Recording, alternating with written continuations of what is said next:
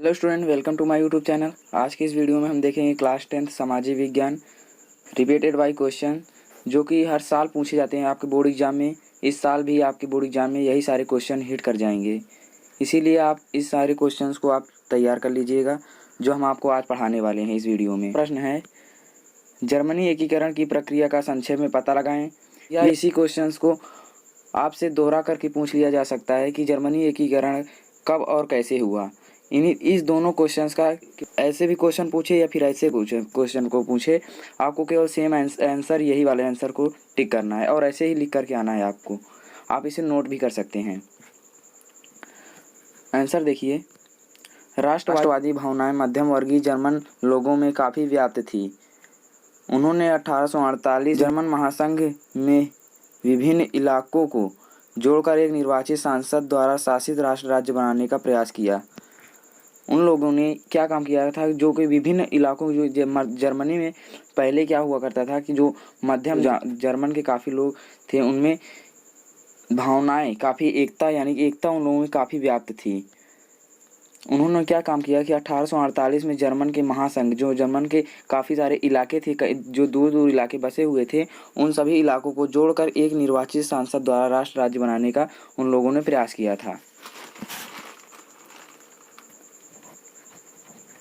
और आगे देखो, मगर इस पहल को राजशाही और फौज की ताकत ने मिलकर दबा दिया। साथ के बड़े भूस्वामियों ने भी समर्थन किया, जो वहाँ की राजशाही और फौजों की ताकत को और भी समर्थन किया। उन लोगों ने और भी इनको समर्थन देना आरंभ कर दिया। अब हम देखेंगे, अगली स्लाइड को देखेंगे। देखिए अगली स्लाइड में क्या है। उसके बाद प्रसा ने राष्ट्रीय एकीकरण के आंदोलन का नेतृत्व संभाल लिया। जो प्रसा थी यहाँ की, उसने राष्ट्रीय एकीकरण के नेतृत्व को संभाल लिया, अपने पास रख लिया था, जो कि उसका मुख्यमंत्री ऑटो वॉन बिस्मार्क था। इसका आप मोस्ट इम्पॉर्टेंट, इसका नाम आपको याद रखना है, ठीक है। इसका नाम आपको याद रखना है, ऑटो वॉन बिस्मार्क। इस प्रक्रिया का पूरा जनक था वो। इसने प्रसाद की सेना और कुछ नौकरशाहियों की मदद लेकर 7 वर्ष के दौरान में ऑस्ट्रिया, डेनमार्क और फ्रांस से 3 युद्धों में प्रसा की जीत हुई। इसने 3 युद्धों में प्रसा की जीत दिलाई। एकीकरण की प्रक्रिया पूरी हुई। जनवरी 1871 में वारसाय में हुए एक समारोह में प्रसाद के राजा विलियम प्रथम को जर्मनी का सम्राट घोषित किया गया। इस तरह 1871 में जर्मनी के एकीकरण की प्रक्रिया पूरी हुई और इस तरह जर्मनी की एकीकरण की प्रक्रिया पूरी हो गई। ये आपके बोर्ड एग्जाम में डायरेक्ट 6 या 7 नंबर के क्वेश्चन में आ सकता है। ये समझ सकते हैं आप कितना ज़्यादा इम्पोर्टेंट है। आपको इस क्वेश्चन और इस आंसर को आपको तैयार कर लेना है पूरी तरह से। अब अगली स्लाइड में देखते हैं अगला क्वेश्चन। ये रहा सबसे ज़्यादा इम्पोर्टेंट क्वेश्चन, जो कि हर साल बोर्ड एग्जाम में ये भी हिट करता है। ये दोनों क्वेश्चन बहुत ज़्यादा हिट करते हैं और इस साल आपके बोर्ड एग्जाम में 100% आने के चांस हैं। तो आप इन सब प्रश्नों को आप तैयार कर लीजिएगा अच्छे से। और हम अगली क्लास लाएंगे, उसमें और ज़्यादा आपको मोस्ट इम्पॉर्टेंट रिपीटेड वाई 3 नंबर और 4 नंबर वाले क्वेश्चन कराने वाले हैं। हालांकि इसमें हम केवल 2 ही और 3 ही क्वेश्चंस को लिए हैं, बट अब अगली क्लास में और ज़्यादा हम लाएंगे। देखिए, 1789 की फ्रांसीसी क्रांति का फ्रांस और यूरोप पर क्या प्रभाव पड़ा, या इसी क्वेश्चन को पूछ सकता है, फ्रांस की क्रांति के 2 परिणाम बताइए। अगर दोनों क्वेश्चन अगर आए तो आपको यही आंसर लिख के आना है। देख लीजिए आंसर, देखिए 1789 में फ्रांस में जो क्रांति हुई उसके फ्रांस और यूरोप पर निम्नलिखित व्यापक प्रभाव पड़े थे। पहली पॉइंट ये लिखना है। नेक्स्ट पॉइंट आपको लिखना है, आपको ऐसे ही पॉइंट बना करके अगर आप लिखेंगे तो आपको बहुत अच्छा एग्जामिनर नंबर देगा। और ऐसे थोड़ा गैप करके लिखिएगा आप। फ्रांस पर प्रभाव, लुई वंश के शासन का अंत हुआ। इसको लुई कर लीजिएगा आप लोग। लुई वंश के शासन का अंत हुआ और उसके स्थान पर लोकतांत्रिक शासन की स्थापना हुई।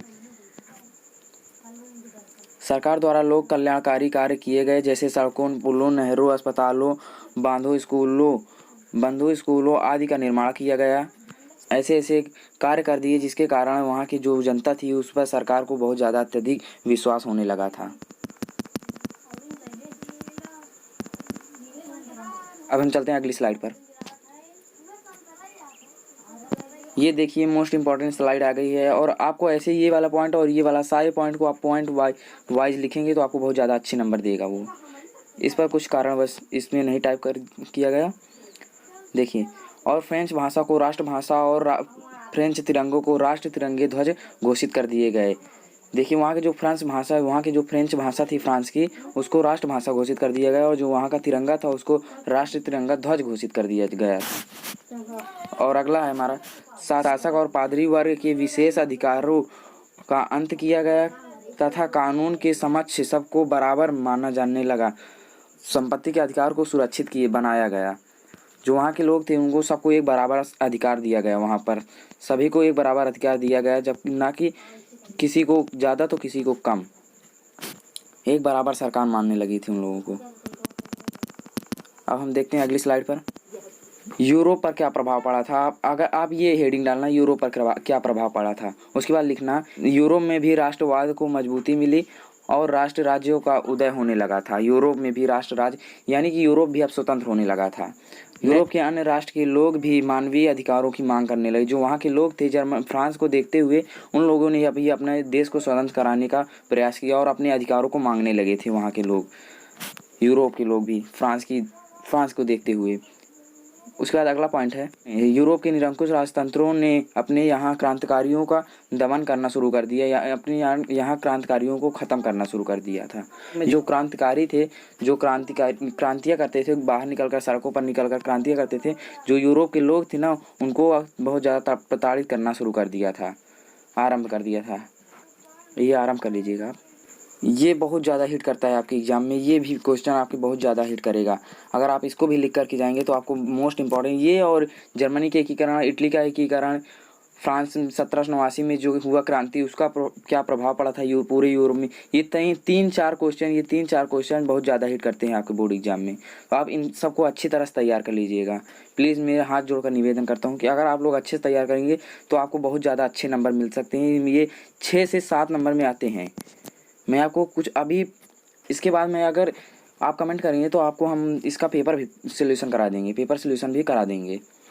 देखिए इसका प्रश्न देखिए, इटली के एकीकरण का पर प्रकाश डालिए, या इसी क्वेश्चन को पूछ सकता है, इटली के एकीकरण की प्रक्रिया का वर्णन कीजिए।